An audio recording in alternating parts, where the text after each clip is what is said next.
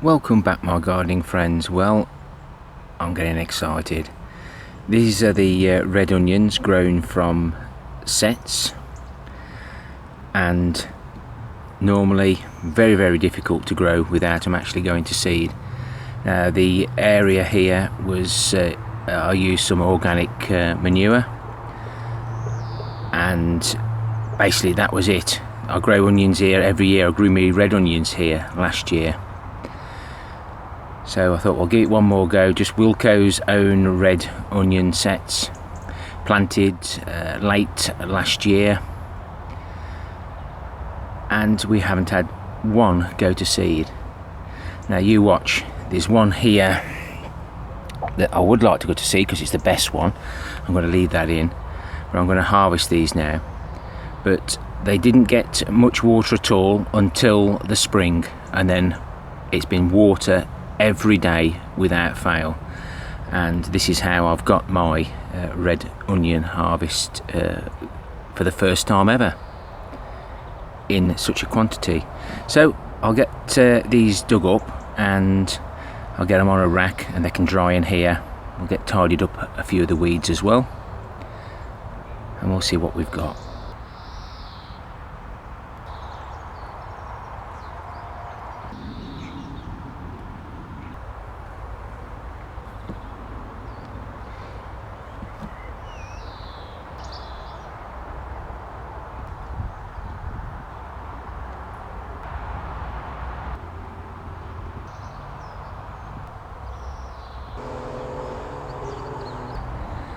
Well, I'm really pleased with those. This might not be a lot to most people, but to me this is a cracking harvest, and with only a bit of slug damage on there.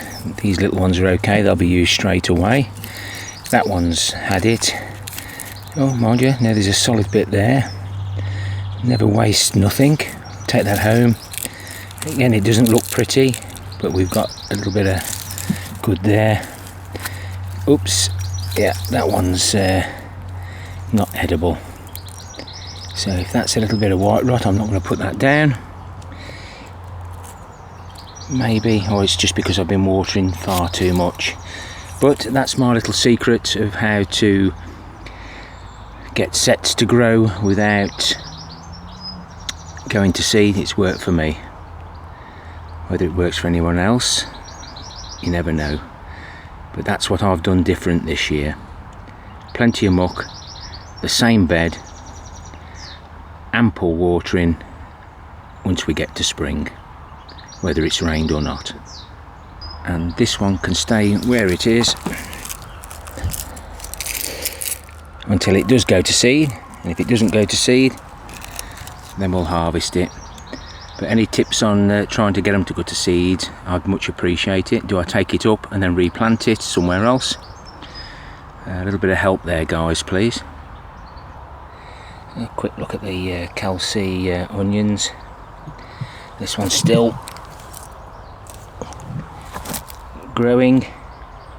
Whether we've got anything for any shows, I don't really know how to show or tie onions anyway. But I'm pleased with those, even if they're good for eating. So let's do a quick tour on this July the 4th, Independence Day for some of my viewers. And the corn is looking like it wants to grow. It is throwing a lot of side shoots off at the bottom. Now I did see someone take those off, but I'm going to leave that as it is for now. Couple of pickings off the kale, that keeps coming back as normal, indestructible.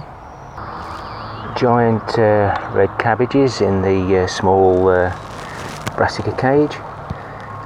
No holes, no slug damage. Must get some more coffee grounds down and some eggshells, blended eggshells. They're in the fruit cage, and all these branches were hanging down after that storm. I raised them up, and then all the fruits that hadn't really took, and even some of the have actually shriveled up. So lesson learned, make sure all the branches are tied up before it starts fruiting. The red gooseberries are ready now, and we're picking a few punnets every so often just to satisfy our needs. On the same bush we've got one or two of the gooseberries going a bit of a funny colour. Obviously they're no good. They started like patches. There, you see that? It started off with that light white patch. Does anybody know what that is? Blueberries are now turning, and my second bush of red currants are also coming into their own. Not many left on the other bush. This is your first look into the brassica cage since we've got these planted, and there's very little damage. So we have the Brussels sprouts, blown calabrese, a few greyhound cabbage, the pointed, and several pickings of the broccoli. I'm not even sure whether it's the purple sprouting. Weather's gone mad. Really pleased with this crop of brassicas this year. Whether we get anything out of them or not is another matter. It's that time of the year when the flying ants are out. Hope the tomato survives. Turnips are just starting to bulb out now, and in amongst the Swedes I've interplanted some beetroot, which remarkably has survived this extremely hot weather. Dug a hole, filled it full of water with a watering can and just dumped them in. It's worked. Mixed success with the long carrots.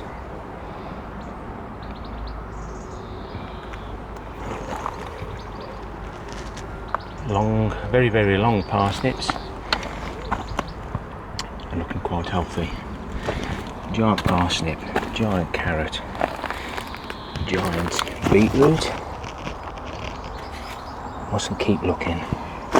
Another carrot. Parsnip box. Second sowing of carrots. I'm going to try and catch up with the main crop. The volunteer cucumber has been turfed out by the birds looking for insects and grubs. Courgette, zucchini, getting on form now. These are growing in the old compost bins. And in the middle of the screen there's a nice little small one there which I'm going to pick, not realising it was that small, but I am picking them just slightly bigger than that for my lunchbox at work. The manure runoff bin, 10 litres there and 2 litres there, and no worms. The worms seem quite happy in that bin. Brian commented on my giant swede, and it's never going to make £58 for the world record, but we never know. The Sarpo seed experiment. Some tubs are doing better than others, but we'll wait for the reveal. Both rows of peas are out, and the beans are doing quite well, and we've even got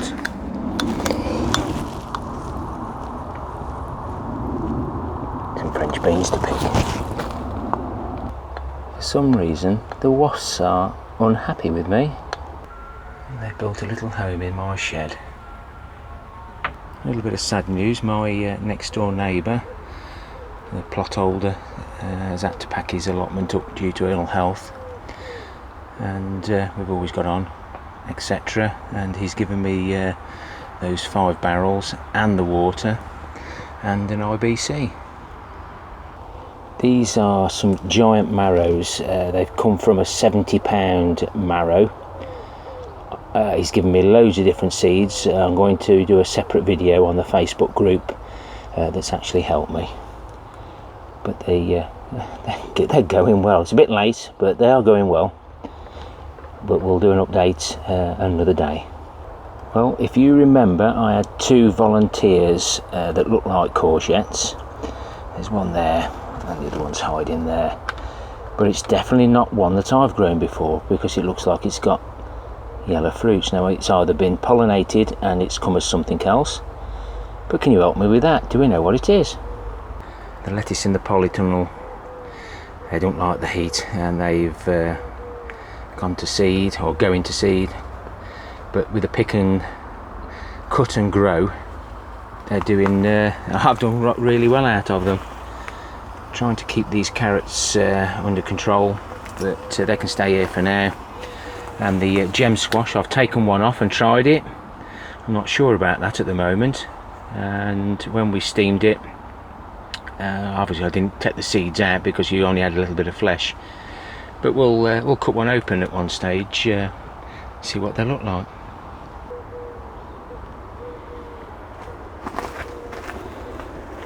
I am having to stand right back, guys, for the parsnip.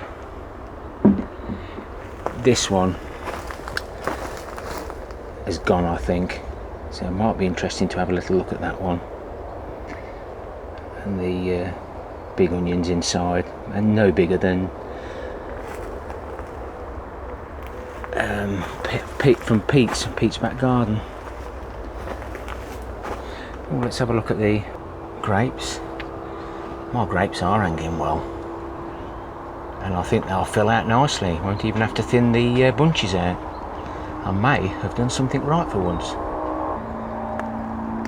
Second successional sowing of peas. Whether they're flowering, but whether we get a decent crop or not. And we're going to do no competition for the sunflower heads on these this year. I think the weather's not helping at all.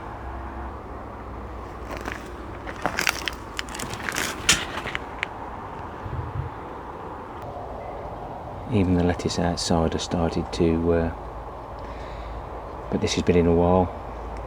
Well, realistically, I've took several crops off that, so I'm pleased. Well, we're picking the raspberries quite regular now.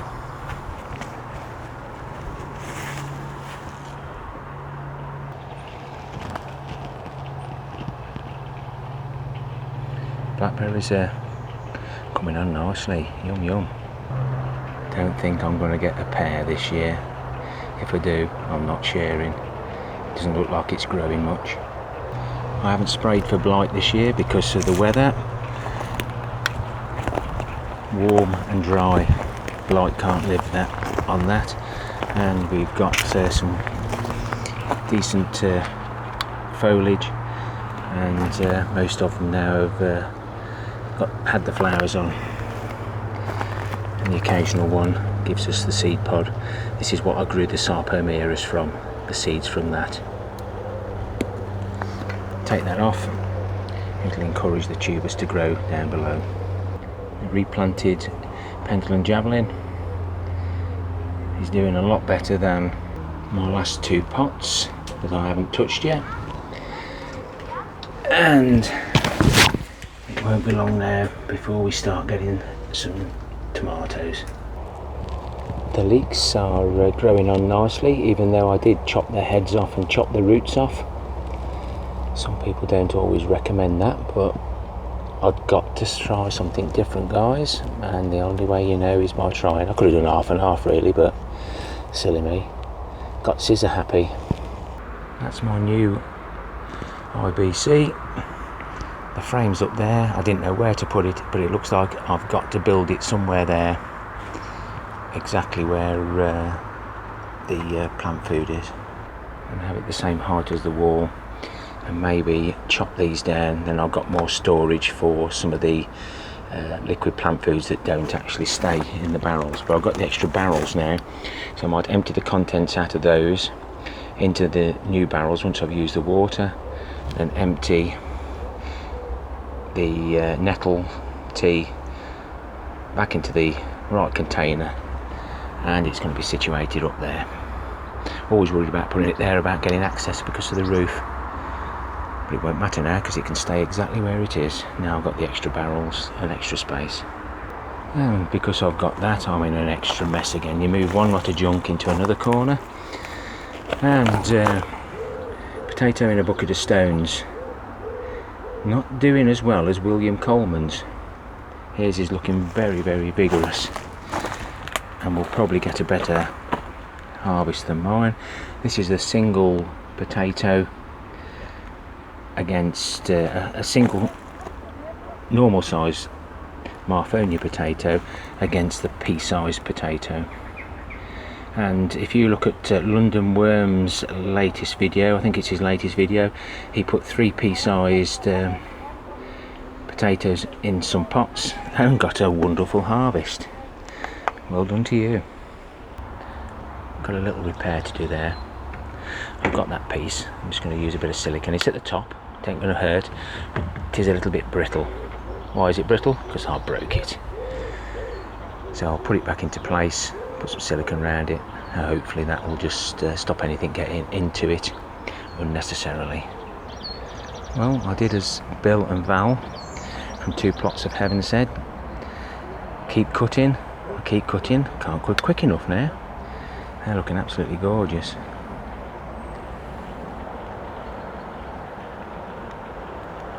The bees, flies, all the insects are really loving this open space now.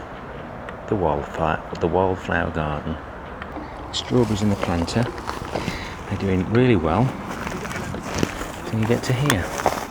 So I'm just wondering if the vine weevil's still in this one. We're doing a bit of digging later on.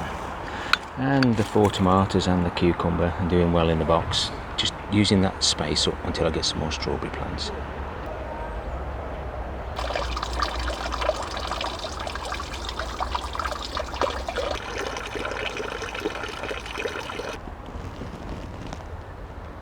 Happy gardening to you all, and I hope you're coping with the hot weather here in the UK. Some people are enjoying it, some people are just finding it far too hot, and the plants are suffering, and I'm suffering.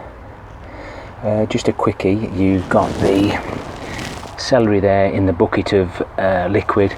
The roots have started dying off, so it doesn't look like that's going to work, but I'll let it be. Till next time, my friends, ta-ra for now.